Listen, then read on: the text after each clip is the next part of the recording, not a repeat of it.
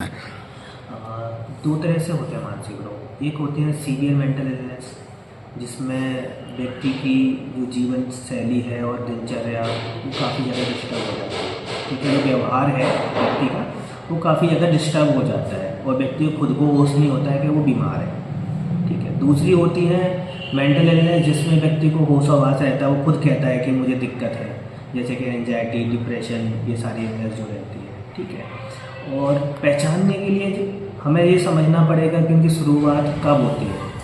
अधिकतर जो psychiatric illness है, जो सीवियर मेंटल इलनेस है, जो आप कह रहे हो विचित्र रूप से लोग रोड पर घूमते रहते हैं, इसकी जो शुरुआत होती है वो होती है एडोलेसेंट में। मोस्ट कॉमन इसका ऑनसेट होता है वो 17-16 साल के एज में होता है। ठीक है, जब बच्चा यूजली 10वीं में होगा, 12वीं में होगा तब। ठीक है, तो शुरुआत के क्या लक्षण है? शुरुआती जो लक्षण रहते हैं उसमें ऐसा रहता है कि मन में कुछ भ्रम बन जाते हैं। बच्चों के मन में कुछ कुछ भ्रम बन जाते हैं कि उनको शक शंका होने लगता है कि लोग मेरे खिलाफ हैं, दुनिया मेरे खिलाफ चल रही है कि नहीं। अब जैसे किसी को अगर किसी के बारे में अगर शंका है, मुझे लगेगा कि मुझे कोई मारना चाहता है या लोग मेरे खिलाफ है, ठीक है, तो फिर डरना स्वाभाविक है।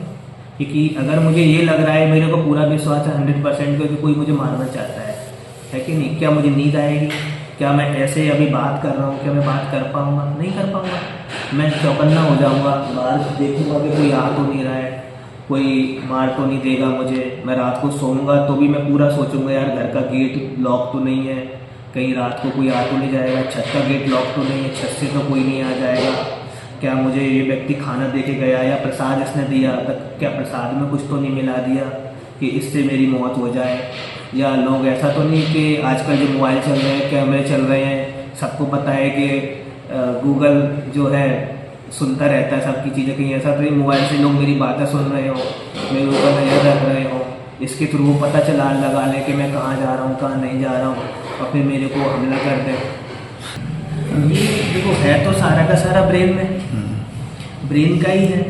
एक अपने ब्रेन के कई सारे लोब रहते हैं। जो फ्रंटल लोब रहता है वो हमें बताता है कि सारी चीज़ों की समझ, जो विचार है हमारे, वहीं से फ्रंटल लोब से ही आ रहे हैं।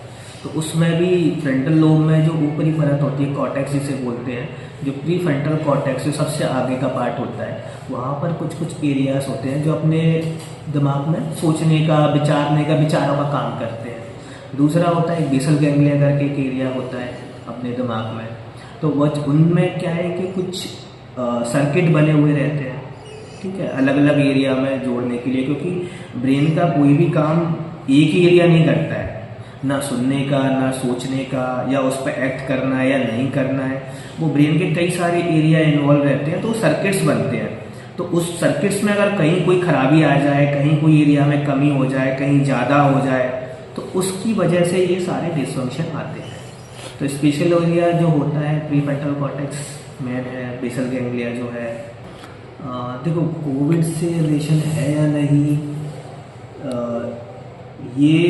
ये कह पाना कि कोविड वायरस की वजह से या वैक्सीन की वजह से, लोग जो हर चीज़ को आजकल ब्लेम कर देते, कुछ भी हुआ है तो कोविड की वजह से ऐसा बढ़ गया है या इसकी वजह से वैसा हो गया है, तो ये तो एक रिसर्च का विषय है, ऐसा हो रहा है उसकी वजह से नहीं हो रहा है। बट हाँ, कोविड एक 2 साल का पीरियड रहा जिसमें लोगों का सोशल इंटरेक्शन नहीं रहा, सोशल आइसोलेशन रहा है, उसकी वजह से जो और लोगों की जॉब गई है, लोगों की फैमिली मेम्बर्स गए हैं, इतने सारे लोगों के, उसकी वजह से जो तनाव पैदा हुआ है वो कारण हो सकता है मानसिक समस्याओं के बढ़ने का।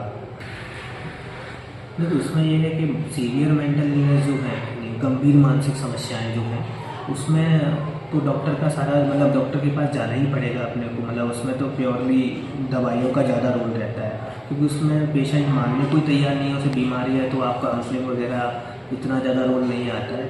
इनिशियली ऐसा रहता है कि पेशेंट की जो समस्या, मानसिक समस्या, जो भ्रम बन रहे हैं या कई बार उसे आवाज़ें आ रही हैं, है कि नहीं, तो इसके लिए कुछ दवाइयाँ आती हैं, जैसे एंटीसाइकोटिक की दवाइयाँ आती हैं। सबसे मुख्य रूप से लोगों को भी समझ में आना चाहिए, जागरूकता होनी चाहिए कि ये जो मेंटल इलनेस है, ये जो बिहेवियर है पेशेंट का, ये मेंटल इलनेस की वजह से है कि नहीं। स्पेशली डिप्रेशन में जो लोग रहते हैं, महिलाएं हैं, उनको डिप्रेशन हो गया तो उनको घर का काम करने का मन नहीं हो रहा है, और गुस्सा चिड़चिड़ापन आ रहा है, थकान रह रही है, तो घर का पहले घर का काम नहीं कर पाती है तो घर के ससुराल वाले सोचते हैं कि नहीं तो जानबूझ के ऐसा कर रही है, फिर उसको दोष देने लग जाते हैं। इससे क्या है, आपसी उसका तनाव और बढ़ता है, आपके संबंध भी खराब होते हैं, है कि नहीं। तो लोगों को नहीं पता है कि ये भी एक बीमारी है, वो तो उसको ताना देते रहते हैं, है कि नहीं।